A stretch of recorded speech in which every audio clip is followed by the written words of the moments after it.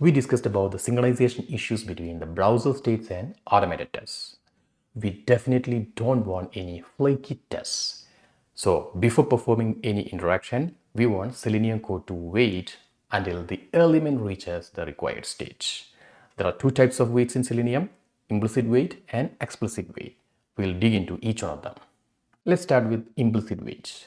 It's a global wait time setting. That is the amount of time Selenium has to wait before the element becomes interactable. The default value is 0 seconds, but you can change it. Once you set a value, Selenium waits for the element to reach the interactable state till the set amount of time. As soon as the element is interactable, Selenium will perform the action on it and it won't wait anymore. If the element is not found even after the wait time, it will throw no such element exception. We can set the implicit wait by two different ways.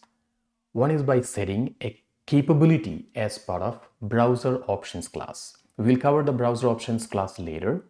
The second option is by a driver method, driver.manage.timeouts.implicitly wait, and then you specify the duration there.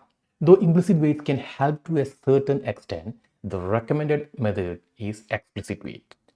We'll be using explicit waits for our projects. Now let's learn about explicit wait.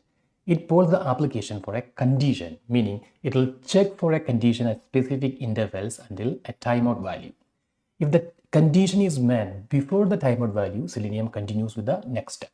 There are two ways to implement explicit waits. Option 1 is by defining a block of Lambda code. You need to be familiar with the Lambda expression in Java to understand the same. We'll cover this area later. Option 2 is by specifying expected conditions class. We'll follow this option to specify the explicit waits in our project. Look at this example. Here, we create an object of WebDriver wait class. We pass the driver object and wait time into its constructor. And then with the WebDriver wait object, we are invoking its member method until and pass a condition as the argument. Here, the condition is element to be clickable and the element is specified by the by object. This statement will wait until the element reaches clickable stage. If it becomes clickable within 5 seconds, its web element object is returned, else it will throw a timeout exception. Now, what are the conditions that you can wait for? Expected conditions class supports so many conditions, like if element exists, whether it is visible, whether some text is visible, etc. You can choose any of the conditions available with expected conditions class. Now let's move on to a customized version of explicit wait.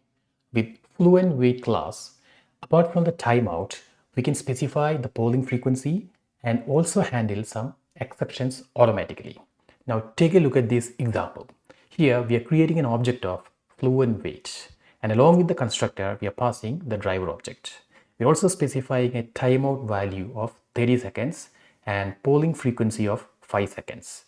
And we are also asking it to ignore some exception here. Okay, so that means if this particular exception, element not interactable exception, is thrown, then that will be handled automatically by Selenium and your test won't fail.